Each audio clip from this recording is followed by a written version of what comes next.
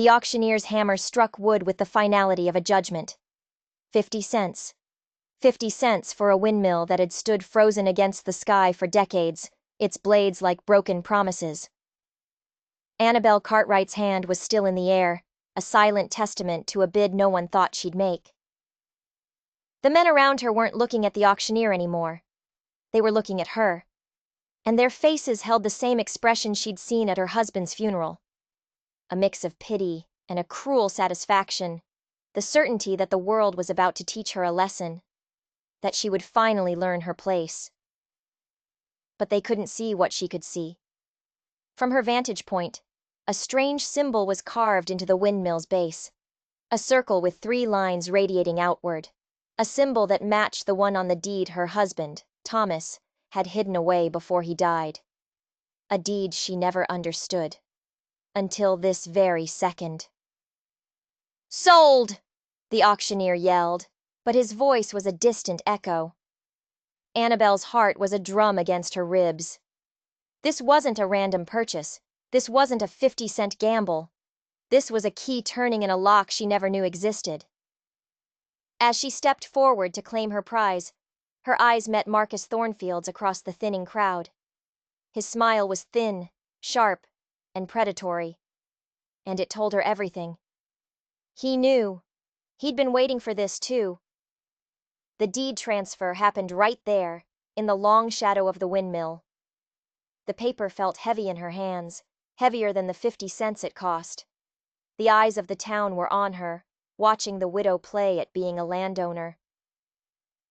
Mrs. Cartwright. Marcus Thornfield's voice was smooth, cultured, the voice of a man who owned half the territory and had plans for the other half. "Congratulations on your acquisition." She turned to face him. His expensive coat made her own worn dress feel like a flag of surrender. "Thank you, Mr. Thornfield." "I do hope you know what you're doing," he said, his eyes drifting from her face to the windmill's weathered frame. "That structure has been abandoned for good reason. Some say it's cursed." "I don't believe in curses," Annabelle said, folding the deed and tucking it safely into her pocket.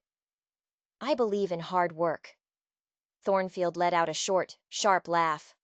Hard work. How refreshing. He moved a step closer, his voice dropping to a confidential murmur. "Tell me, what does a widow plan to do with a broken windmill? Surely you're not thinking of farming." The question was a slap. It carried the same insult that had followed her since Thomas died. That she was helpless. A problem to be solved. A woman who couldn't possibly survive on her own. "I plan to restore it," she said, the words stronger than she felt, "and prove it can work again." "Restore it?"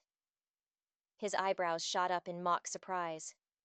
"My dear woman, do you have any idea what that would cost? The lumber alone would bankrupt most men in this territory." The remaining townsfolk were lingering, pretending to adjust their saddles, their ears tuned to this little drama. This wasn't just business. This was entertainment. "Then it's fortunate I'm not most men," she said, meeting his gaze. She would not be the first to look away. For a split second, something flickered in his eyes. Surprise. Maybe even a sliver of respect. But it was gone as quickly as it came, replaced by a cold amusement. "No, you're certainly not." He touched the brim of his hat, a gesture both polite and dismissive. "Good day, Mrs. Cartwright. I do hope your project brings you everything you deserve." He turned and walked away, but Annabelle saw it. He cast one last look back, not at her, but at the windmill. A look of intense, calculating interest. He wasn't just a curious bystander. He was looking for something. The last wagon disappeared over the ridge, and Annabelle was finally alone with her purchase. The windmill loomed over her, a silent giant against the afternoon sky. She walked to its base, tracing the symbol with her fingers. The carving was deep, deliberate, and the edges were clean. It had been maintained. Recently. Someone had been taking care of this supposedly abandoned windmill. But who? And more importantly, why? The next morning's air was so crisp it made every sound sharp, every footstep loud. Annabelle returned to the windmill, carrying Thomas's old toolbox. The iron tools rattled inside, a heavy sound for a heavy task. She'd spent the night poring over the deed, the one she'd found in Thomas's hidden papers. It was for this exact property, dated 3 years earlier, signed by her husband. Thomas had owned this land, and somehow he'd lost it. He'd never said a word. Standing before the windmill in the clear morning light, she saw things she'd missed in the auction crowd. The structure was in better shape than it looked. The wood wasn't rotting. It gleamed with the faint sheen of recent oiling. The metal fittings were free of rust. Someone was actively maintaining this place. She circled the base, her hand trailing along the wood. The strange symbol was there, carved into 3 other support beams, each one identical. A simple sun, watching her. "You're up early." Annabelle spun around. It was Samuel Cross, the town carpenter. His tool belt was a familiar sight, worn and comfortable around his waist. He was the only man in town who hadn't looked at her with pity since Thomas died. Samuel. She felt a knot of tension in her shoulders release. "I wanted to get a look at the structure before the sun gets too high." He nodded, his eyes on the windmill. "Interesting purchase yesterday. Most folks thought Thornfield would end up with it." "Did he want it?" "Been asking questions about this property for months," Samuel said, running his hand over a beam, testing its strength. "Always seemed to know more about it than he was letting on. Your husband ever mentioned this place?" The question was a direct hit. "Thomas had many interests," she answered carefully. "He didn't always share them with me." Samuel's expression was kind but knowing. "Well, whoever's been keeping this place up knew what they were doing. This wood should have rotted through years ago. But look," he pointed to a joint where 2 beams met. "Fresh sealant, applied within the last few months." Annabelle's pulse hammered. "You mean someone's been coming here? Regularly?" "More than that." Samuel walked to the windmill's entrance, to a small door she hadn't noticed before. "This lock is new. Quality ironwork, too. Not the kind of thing you'd put on an abandoned building." He was right. The lock gleamed. It was clean, well-oiled. It was meant to be used. "Samuel," she asked, her voice low, "if you wanted to get inside a windmill like this, how would you do it?" His eyes met hers, and he understood immediately. "Depends on what you're looking for. But if I owned it," he grinned, pulling a small metal tool from his belt, "I'd probably start with the lock." The lock clicked open with an ease that was almost unnatural, as if it had been waiting for the right person to try.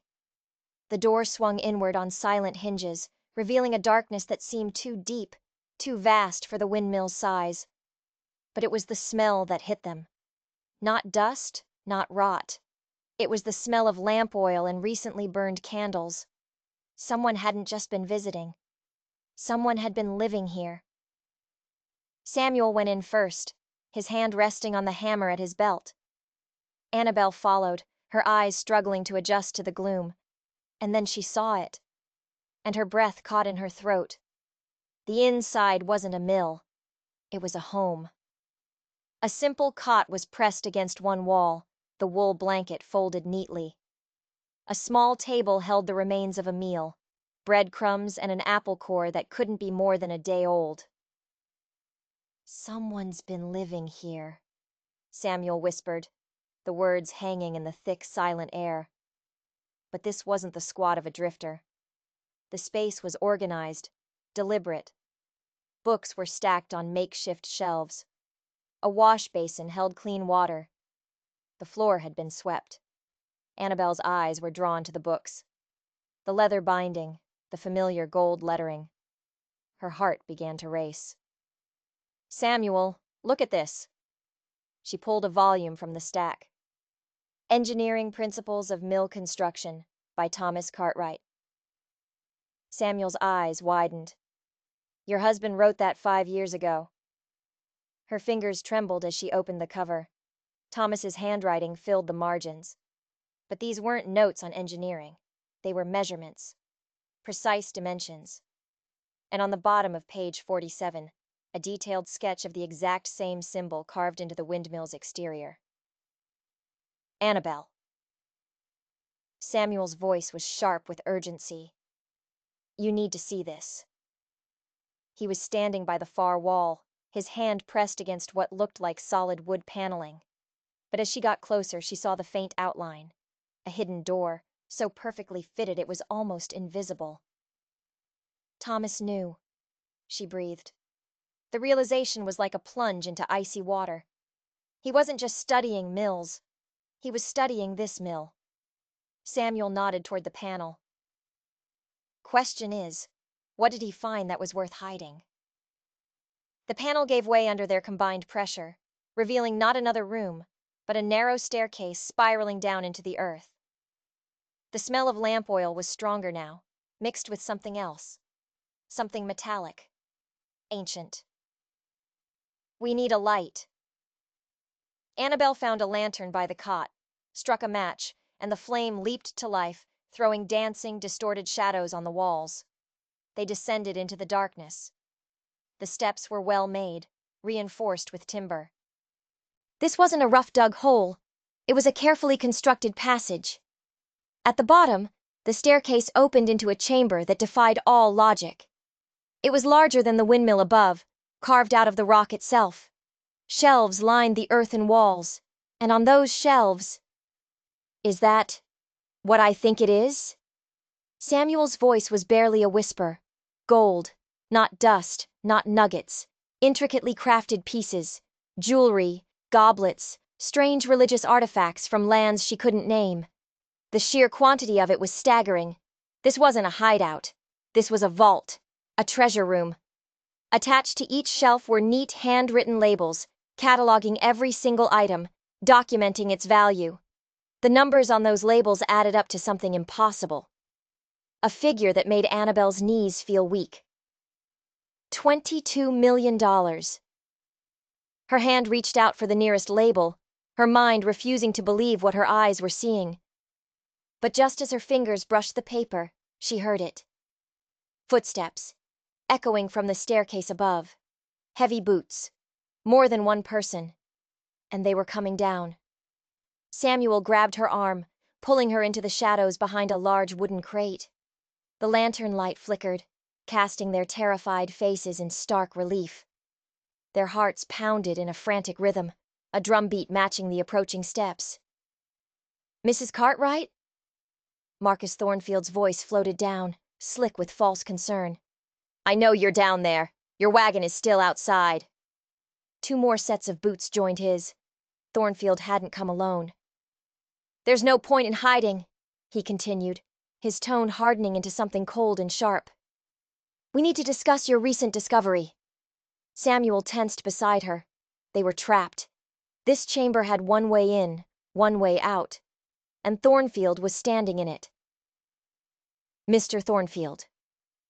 Annabelle stood slowly, raising the lantern so it illuminated her face. This is private property. You're trespassing. Thornfield reached the bottom of the stairs. He was flanked by two rough-looking men she recognized from town, the kind of men who did dirty jobs for quick pay. His eyes slid past her to the shelves of gold, and his face showed no surprise at all. Private property, he said, a smile that held no warmth touching his lips. How interesting you should mention that. He pulled a document from his coat. You see, Mrs. Cartwright, your husband's ownership of this land was complicated. When Thomas defaulted on certain debts 3 years ago, he was forced to transfer the deed to me as collateral. That's impossible. I have the deed. You have a deed, he corrected her. A copy. The original has been in my possession since your husband's unfortunate passing. His eyes glittered in the lantern light. The auction yesterday was merely a formality, a way to let you discover what I already knew was here. The pieces slammed into place with sickening speed. The low auction price, Thornfield's strange interest, the way he'd watched her. "You wanted me to find this," she said, her voice surprisingly steady. "Of course. Much easier than digging up half the territory myself. Your husband was quite thorough in his notes, but he died before he could reveal the chamber's precise location. I've been searching for months." Samuel stepped out from the shadows. "You've been living here, using this place." "My men have been maintaining the property, yes," Thornfield said, his gaze sweeping over the treasure with undisguised greed. Waiting for the right moment, Thomas stumbled upon this collection by accident. Apparently, it was a storage facility for territorial officials who needed to move valuable assets during times of political change. "So you killed him." The accusation tore from Annabelle's lips before she could stop it. Thornfield's expression remained placid. "Your husband died in an unrelated accident. His timing, I admit, was inconvenient. He took the secret of this chamber's location to his grave." "Then how did you know to look here?" "I didn't. But I knew it was somewhere on this property. The auction was an elegant solution. Let the grieving widow buy back her own land for 50 cents, then follow her when she inevitably found what her husband had been hiding." One of Thornfield's men took a step closer, his hand resting casually on the pistol at his hip. The message couldn't be clearer. "Now then," Thornfield continued, "we have a problem. You've seen something you shouldn't have. You know something that complicates my ownership." Samuel's jaw was a hard line. "This belongs to her by right of purchase." Thornfield laughed. "Rights? Mr. Cross, in this territory, rights belong to whoever has the power to enforce them." He gestured to his armed men. "And at the moment, that would be me." Annabelle's mind was racing, trying to find a way out of a sealed tomb. They were outnumbered, outgunned. But something about his story felt wrong. If he'd owned the land for 3 years, why couldn't he find the chamber? Why did he need her? Unless he was lying about something. "There's just one problem with your story, Mr. Thornfield," she said, lifting her chin. "If Thomas died before he could tell anyone where this was, and you've been searching for months without finding it, then how did you know to have men here, waiting, immediately after the auction?" His confident mask flickered, just for a second. "Because someone else has been helping you," she pressed on. "Someone who knew exactly where to look. Someone who's been watching me since the moment I became a widow." The silence in the chamber was absolute. But even as she said the words, Annabelle realized the most terrifying truth of all. She still had no idea who that someone was. From the top of the staircase, a new sound echoed down. The slow, deliberate sound of a single person clapping. Another set of footsteps began to descend, measured and calm. Annabelle turned, the lantern shaking in her hand as a familiar figure stepped out of the shadows. "Very perceptive, Mrs. Cartwright." Judge William Hayes emerged into the light, his fine coat dusted with dirt from the descent. "Though I'm afraid your deduction comes a bit too late to be of any use." The betrayal was a physical blow. Judge Hayes. He had officiated her wedding. He had spoken at Thomas's funeral, his voice thick with sorrow. He had guided her through the legal maze of widowhood, offering comfort and advice. "You?" was all she could manage, a strangled whisper. "I'm afraid so," the judge said, brushing dust from his sleeve as if he were in a courtroom. "Though I prefer to think of it as protecting community interests. This treasure represents a significant opportunity for our territory's development." Samuel moved to stand closer to Annabelle. "You've been working together all along." "Judge Hayes has been invaluable," Thornfield confirmed with a smirk.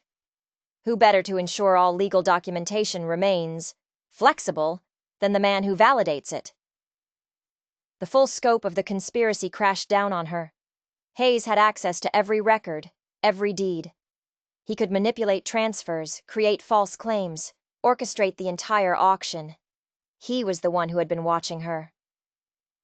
"Thomas trusted you," Annabelle said, the words heavy with the weight of her husband's murder. "Thomas was naive," Hayes replied, his voice stripped of all its usual warmth. "He actually believed he could keep this discovery a secret, use it to quietly pay off his debts. He failed to grasp the larger implications." "So you killed him?" "Your husband's death was an accident," Hayes stated flatly. "A terrible tragedy, but hardly uncommon for men who work with heavy machinery." But she heard the lie in his tone. Thomas was meticulous. He was careful. The idea of him dying from a careless mistake at his own mill had never sat right with her. It was too convenient. The mill. The horror of it dawned on her. "You sabotaged the mill." "Accidents happen," Thornfield interjected smoothly, "especially when business partners become uncooperative." Samuel's hand twitched toward his hammer, but he froze as one of Thornfield's men shifted his stance, his meaning clear. "Now," Hayes continued, "all business. We have a practical problem. You know too much. But killing you now would raise awkward questions." "Especially," Thornfield added, "since the grieving widow was so public with her purchase. People would notice if she simply disappeared. They needed her alive, at least for now. That was her only leverage." "What do you want?" Annabelle asked. "Simple." Hayes produced another document from his coat. "You're going to sign this statement. It declares that you found the property in poor condition and wish to sell it immediately to Mr. Thornfield for a fair price. Let's say $100. And if I refuse? Then Mr. Cross here will suffer a tragic accident while helping with your restoration," Hayes said without emotion. "And you will be left to face charges of theft for removing items from a property that legally belongs to Mr. Thornfield." The trap was perfect. They had an answer for everything. But as Hayes held out the document, Annabelle saw something that made her heart leap. The paper was crisp, the writing neat, but the ink wasn't uniform. There were subtle differences in color, in how it had bled into the paper. It had been written by two different people. Someone had forged part of this document. "I'll need to read this properly," she said, reaching for the paper. A desperate plan was forming in her mind, a wild gamble based on a flicker of ink. "Of course," Hayes said, smiling his benevolent fatherly smile. "Take all the time you need." He had no idea he just handed her the weapon that could destroy them all. Annabelle held the document, her eyes scanning the lines, but her mind was racing. The difference in the ink was undeniable to someone who'd spent years handling Thomas's business papers, spotting altered invoices from dishonest suppliers. She let the silence stretch, pretending to consider her fate. "This is quite thorough," she said finally, buying another precious second. "Though I do notice some irregularities in the legal language." Hayes stepped closer, a flicker of genuine concern on his face. "What kind of irregularities?" "Well, for instance," she said, pointing to a specific line, her finger steady despite the tremor in her soul. "This clause here, about territorial mineral rights. It seems to be written in a different hand than the rest of the document."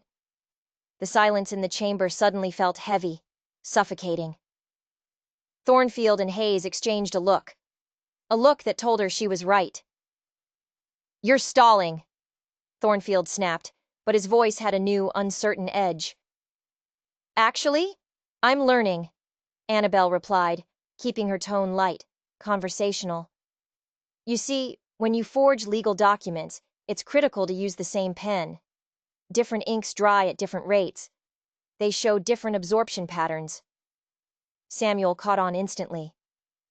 "You mean this whole thing is fake? Not just this paper?"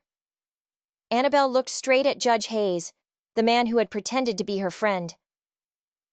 I'm willing to bet that every piece of paper you've shown me today is a forgery, including the original deed you claim gives Mr. Thornfield ownership of this property.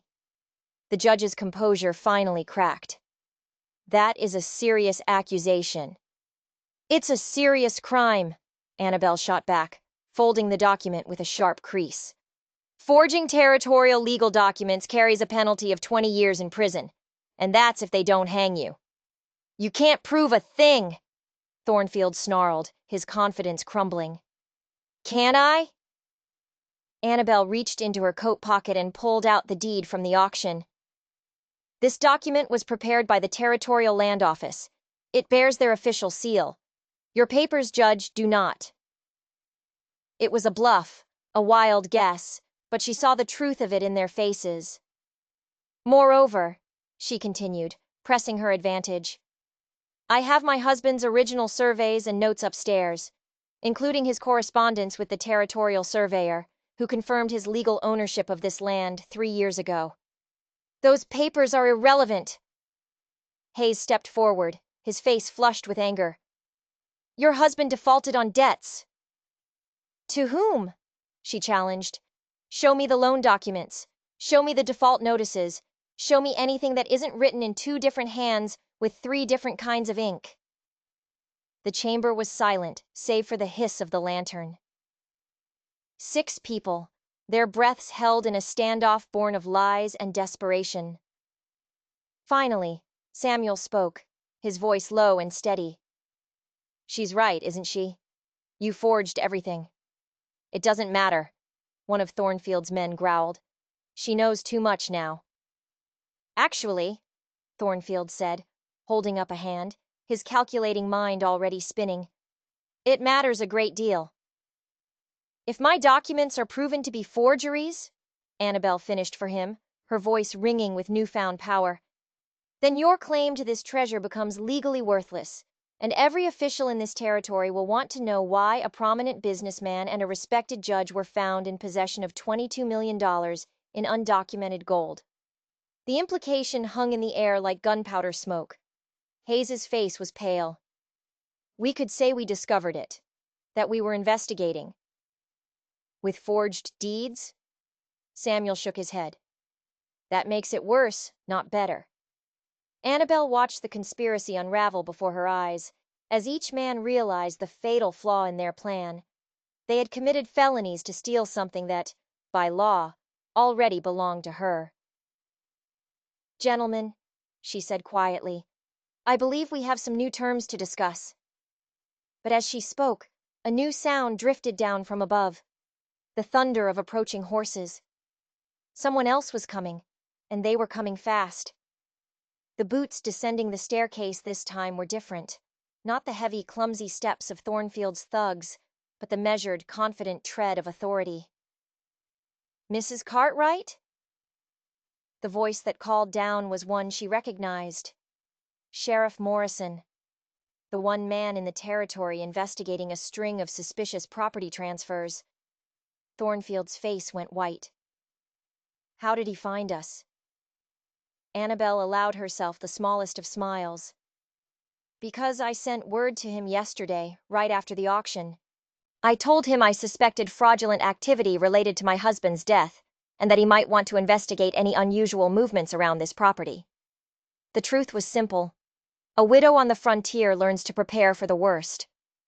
Sheriff Morrison appeared at the bottom of the stairs, flanked by 2 deputies. His gaze swept the scene.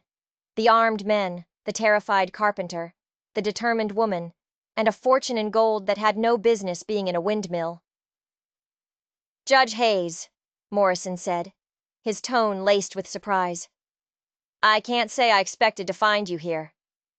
Hayes scrambled to regain his composure. Sheriff, this is all a misunderstanding. A simple property inspection. Mrs. Cartwright discovered these items, and we were assisting her. With armed men? Morrison's eyes settled on Thornfield's goons. The frontier can be a dangerous place, Thornfield offered weakly. Indeed it can, the sheriff agreed, nodding slowly. Especially for men involved in document forgery and territorial fraud. He pulled several papers from his own coat. I've been investigating irregular property transfers for months. Your names appear on them quite frequently, gentlemen." The sheriff's eyes moved to the glittering treasure. "And this would be the missing territorial reserve that vanished during the administrative transition 3 years ago. We've been wondering where it went." A thunderclap in a sealed room.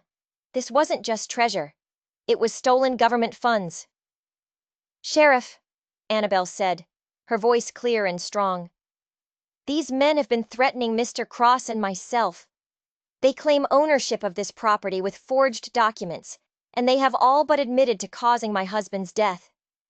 "Is that so?" Morrison's expression was granite. "Sheriff, you can't believe this woman," Hayes pleaded desperately. "She's a grieving widow, overwrought." "Actually, I can," Morrison cut him off, gesturing to his deputies. "Especially when that widow provided my office with her husband's documentation, proving a systematic forgery of territorial land grants. Your signature is on 17 of them, Judge, all transferring valuable land to shell companies controlled by Mr. Thornfield." The conspiracy imploded. "This is absurd," Thornfield blustered. "We are respected members of this community." "You were," Morrison corrected him, "until you decided that murder and theft were more profitable than honest work." Samuel looked at Annabelle, his face a mixture of relief and awe. "How long have you known?" "I suspected something was wrong from the beginning," she admitted. "But I couldn't prove it until I found Thomas's hidden papers. He was documenting their crimes for months before he died." Morrison nodded. "Your husband was working with our office, an unofficial investigator. His death was a great loss, but his research survived." The final piece fell into place. Thomas hadn't just stumbled upon the gold. He had been hunting the corruption, and this chamber was the heart of it all. "Which brings us to now," the sheriff said, turning to Annabelle. "This treasure is stolen territorial property. However, given your husband's role in its discovery, and your legal ownership of the land where it was found, territorial law entitles you to a substantial recovery fee." "How substantial?" Samuel asked. Morrison consulted his papers. "The law provides for a 25% recovery fee for citizens who assist in retrieving stolen government assets. In this case, that comes to approximately $5.5 million. The number hung in the air, impossible and real. She had come here to restore a 50-cent windmill. Instead, she had unmasked a conspiracy, solved her husband's murder, and become one of the wealthiest women in the territory. As the deputies led Thornfield and Hayes away in chains, Annabelle knew the real victory wasn't the money. It was proving that a woman alone was not a problem to be solved. She was a force to be reckoned with. 6 months later, Annabelle stood in the doorway of her fully restored windmill. Its blades turned smoothly in the breeze, grinding grain for 3 territories. The chamber below, once a tomb of secrets, was now a secure vault for her legitimate business ledgers. Thornfield and Hayes were serving 20-year sentences, and Samuel Cross was her business partner, overseeing the construction of new mills across the region, their partnership built on respect and hard work. A young man approached from the road. "Mrs. Cartwright? I'm from the Territorial Development Office. We'd like to discuss your proposal for the new irrigation project." Annabelle took the documents with practiced confidence. The money had changed her fortunes, but more than that, it had changed how the world saw her. "Mr. Cross will review the engineering specs," she said, "but I can approve the funding immediately." The young man nodded respectfully. There was no pity in his eyes, no condescension. There was only business. She had learned that money, properly used, was the great equalizer. As the official left, Samuel came out from the mill, wiping flour from his hands. "The Patterson order is ready. 300 bushels." "Excellent," Annabelle said, consulting her ledger. "Thomas would be proud." "Do you think he knew?" Samuel asked quietly. "How dangerous it was." She looked up at the steady turning blades. "I think Thomas knew exactly what he was risking, but he also knew some things are worth the risk." That evening, She walked the boundaries of her land that was indisputably hers. She paused at the spot where the auction had been held, remembering the doubt and the pity in the eyes of the men who watched her. 50 cents had bought her more than a windmill. It had bought her a chance to prove that true value is rarely seen on the surface, and that the greatest discoveries are made by those who refuse to accept the limitations others place upon them. The windmill's blades kept turning against the darkening sky, a steady, rhythmic promise. A reminder that some forces, once set in motion, are simply unstoppable. Annabelle Cartwright had become one of those forces, and she was just getting started. If you enjoyed this incredible story of courage, discovery, and triumph, don't forget to hit that like button and subscribe to our channel. And be sure to click on the video appearing on your screen now to watch another amazing tale from the American frontier, where determination meets destiny in the most unexpected ways.